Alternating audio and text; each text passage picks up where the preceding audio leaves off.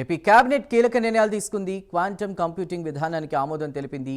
AP సైబర్హుడ్ policy, అదేవిధంగా 1,00,000 కోట్లకు పైగా కూడా పెట్టుబడులకు మంత్రివర్గం గ్రీన్ సిగ్నల్ ఇచ్చింది. ప్రతి మండలంలో 20 నుంచి 30 వర్క్ స్టేషన్లు ఏర్పాటు చేయాలని నిర్ణయించారు. విశాఖలో టెక్నో సాఫ్ట్ ఐటీ క్యాంపస్కు సంబంధించి 2 ఎకరాలు కూడా కేటాయించారు. ఇక విశాఖలో ఫ్లూయెంట్ గ్రిడ్ ఐటీ క్యాంపస్కు 3.3 ఎకరాలు కేటాయించింది కేబినెట్.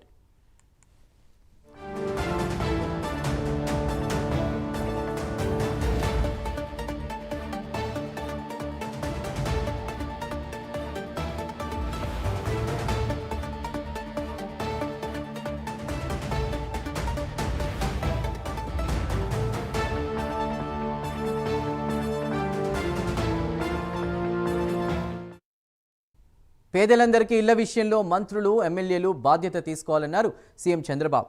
పేదలందరికీ ఇళ్లు దక్కేలా చూడాలని అన్నారు. ఏడాదిలోగా నివాస స్థలం లేని వారికి లబ్ధి చేకూరేలా చూడాలని అన్నారు. ఇక విశాఖలో జరుగున్న సిసిఐ సమ్మిట్పై మంత్రులతో సీఎం చర్చించారు.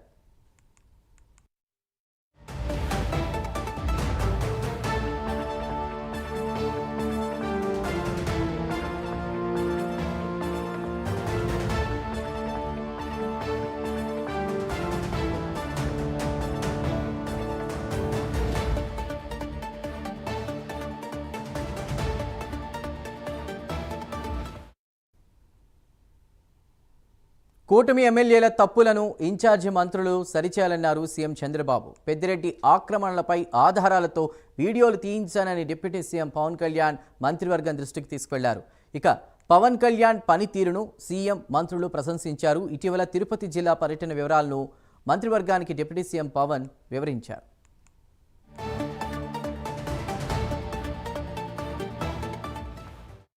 ఈ రాష్ట్రంలో యువతీ యువకుల ఉపాధి లక్ష్యంగా, ఉద్యోగ అవకాశాల లక్ష్యంగా అనేక పాలసీలు, ఫుడ్ ప్రాసెసింగ్ పాలసీ కానివ్వండి, ఎలక్ట్రానిక్ పాలసీ కానివ్వండి, ఏపీ ఎలక్ట్రానిక్ కాంపోనెంట్ పాలసీ కానివ్వండి, లేకపోతే టూరిజం పాలసీ కానివ్వండి, కేంద్ర ప్రభుత్వ పాలసీలతో ఇంటిగ్రేట్ చేసుకుంటూ అనేక పాలసీలని ఆమోదించడం మూలంగా ఈ ప్రభుత్వం, చంద్రబాబు నాయుడు గారి నాయకత్వంలోని కూటమి ప్రభుత్వం ఈరోజు ప్రపంచంలోని దిగ్గజాలన్నీ కూడా ఆంధ్రప్రదేశ్ వైపు చూస్తున్నాయి అనేది వాస్తవం.